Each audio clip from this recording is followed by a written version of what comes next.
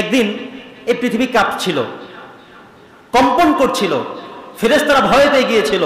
আল্লাহ তাআলা দ্রুত এই পৃথিবীকে আটকে দিলেন। কিভাবে? পাহাড়গুলো দিয়ে দিলেন। এবং আল্লাহ বললেন, আমি পাহাড়গুলোকে পৃথিবীর জমিনে পেরেকের মতো মেরে দিলাম। কিসের মতো? সবাই বলেন।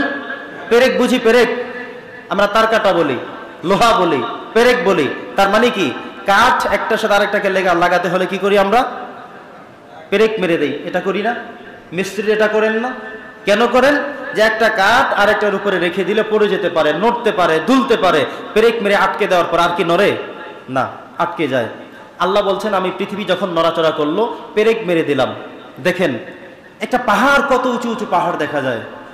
আল্লাহ তাআলা এগুলোকে দিয়ে জমিনকে আটকে দিলেন। ফেরেশতারা অবাক হয়ে বলেন যে, আল্লাহ, এই পৃথিবীর সবচেয়ে শক্তিশালী কি তাহলে পাহাড়? পৃথিবীটা পুরো কাঁপছিল, এমন অবস্থায় তুমি যখন পাহাড়গুলো গেড়ে দিলে, লোহা মেরে দিলে, পেরেক মেরে দিলে, তার কাটা মেরে দিলে, সাথে সাথে পৃথিবী থেমে গেল। এটাই কি তাহলে সবচেয়ে শক্তিশালী? আল্লাহ বলছেন, এর থেকে শক্তিশালী আরো আছে। ফেরেশতারা জানতেন, আল্লাহ তাহলে সেটা কি? আল্লাহ তাআলা বললেন, এর থেকে শক্তিশালী হলো লোহা। পাহাড়ের থেকে শক্তিশালী কি? লোহা। কারণ এই লোহা দিয়ে পাহাড় কাটা যায়। দেখবেন মাঝে মধ্যে পাহাড় উঠা যায় না, এই পাহাড়কে কেটে কেটে কেটে কেটে সুড়ঙ্গ, রাস্তা, পথ তৈরি করা হয় মানুষের যাতায়াতের জন্য, প্রয়োজনে। ঠিক কিনা বলেন? পাহাড় কেটে কেটে মানুষ ঘর বানিয়ে সেখানে থাকা শুরু করে দিয়েছে। এমন হয় না? হয় কিনা বলেন? তার মানে পাহাড়ের চেয়ে শক্তিশালী কি? লোহা। ফেরেশতারা আশ্চর্য হয়ে গেলেন, আরে বাবা, লোহার এত ক্ষমতা! আল্লাহ, লোহার থেকে ক্ষমতাশীল আর কিছু কি আছে? আল্লাহ বলেন, সেটা কি? বলে, সেটা হলো আগুন। আগুনের কেমন ক্ষমতা? যে আগুনের এত ক্ষমতা, আগুন যখন জ্বালা শুরু হয়ে যায়, পোড়া শুরু হয়ে যায়, লোহাগুলো সেখানে গলে যায়। তার মানে আগুনের কাছে লোহা কোনো ব্যাপারই না, ইটস নট ম্যাটার, এটা কোনো ব্যাপার না, কিচ্ছু না, এটার কাছে কিছুই না। বললো, আল্লাহ, তাহলে আগুন এত ক্ষমতাশালী, এত শক্তিশালী? আল্লাহ বলছে, এর থেকে ক্ষমতাশীল আরো আছে। সেটা কি? আল্লাহ তাআলা বলেন, সেটা হলো পানি। পানির এত ক্ষমতা কি করে? যে যখন এই আগুন লেগে যায়, আগুন নিবারণের অস্ত্র হলো পানি ঢেলে দেওয়া। পানি ঢেলে দেওয়া মাত্রই আগুন সাথে সাথে নিভে যায়। ফেরেশতারা আশ্চর্য হয়ে গেলেন, আরে বাবা, পানির এত ক্ষমতা আমরা আগে জানতাম না। আল্লাহ, তাহলে পানি কি বেশি ক্ষমতাশীল? আল্লাহ বলছেন, না, এটার থেকে ক্ষমতাশীল আরো আছে।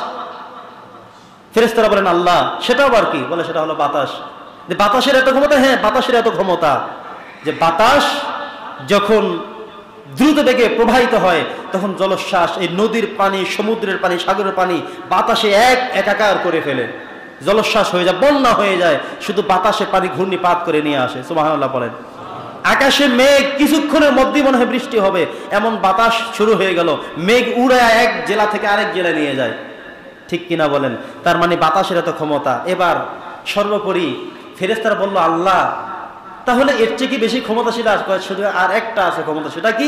সেটা হলো বনি আদম, মানুষ। সুবহানাল্লাহ। মানুষ এত ক্ষমতাশীল, এত শক্তিশালী, মানুষ এই সবগুলোকে পরাজয় বরণ করে তারা এর থেকে উপরে উঠে যায়। এদেরকে আল্লাহ বানিয়েছেন আশরাফুল মাখলুকাত। পড়ি সুবহানাল্লাহ। জোরে বলেন না সুবহানাল্লাহ। আল্লাহ বলছেন, মানুষকে আমি এত ক্ষমতাশীল, এত শক্তিশালী করে বানিয়েছি। এই পৃথিবীতে যত হিংস্র প্রাণী আপনি দেখেন, যত শক্তিশালী প্রাণী দেখেন, তাদেরকেও কিন্তু মানুষ মূলত লালন পালন করে থাকে, নিয়ন্ত্রণ করে থাকে। ঠিক কিনা বলেন? আপনি আমি তো কুমিরকে অনেক ভয় পাই, কিন্তু দেখবেন কিছু মানুষ কুমিরের সাথে খেলাধুলা করে, কুমিরের পাশে গিয়ে দাঁড়ায়, কুমিরকে সরাসরি হাত দিয়ে খাওয়ায় দেয়, কুমিরের পেটের মধ্যে হাত ঢুকাইয়ে দেয়, আবার বের করে। এমন কি দৃশ্য দেখেছেন? কিচ্ছু বলে না। অথচ আপনি আমি তো, ওই যে সে ভিতরে হাত ঢুকাইলো, আমি এখানে আমার কাপ শুরু হয়ে গেছে, আরে বাবা, কি যেন হয়। ঠিক কিনা বলেন?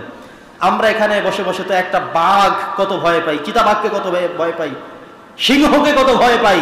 অথচ চিড়িয়াখানায় গিয়ে দেখবেন প্রতিনিয়ত তাদেরকে খাবার দিচ্ছে, তাদের সাথে বন্ধুত্ব করে বেড়াচ্ছে, তাদের মাথায় হাত বুলিয়ে দিচ্ছে, পা দিয়ে কাজ করে বেড়াচ্ছে, কিন্তু তারা কিছুই করে না। বিশাল দেহের হাতি, ছোট্ট একটা মানুষ পিঠের উপরে, তার পিঠের উপরে বসে তাকে নিয়ন্ত্রণ করে। তাকে বলে হাঁটো, তাকে বলে চলো, তাকে বলে বসো, তাকে বলে খাও। একজন মানুষ, ছোট্ট একটা মানুষ, একটা হাতির তুলনায় 20 ভাগের 1 ভাগও তো একটা মানুষ না। সেই মানুষটা ওই হাতির পিঠের উপরে বসে সেইটাকে চালায়। সুবহানাল্লাহ বলেন। আল্লাহ বলছেন, আমি মানুষকে এত নিয়ন্ত্রণ শক্তি, এত ক্ষমতাশীল করে দিয়েছি, যেটার কাছে পৃথিবীর কোনো পানি বলো, বাতাস বলো, আগুন বলো, হিংস্র প্রাণী বলো, সবাই তার কাছে পরাজয় বরণ করে। এটা হলো বনি আদম। সুবহানাল্লাহ।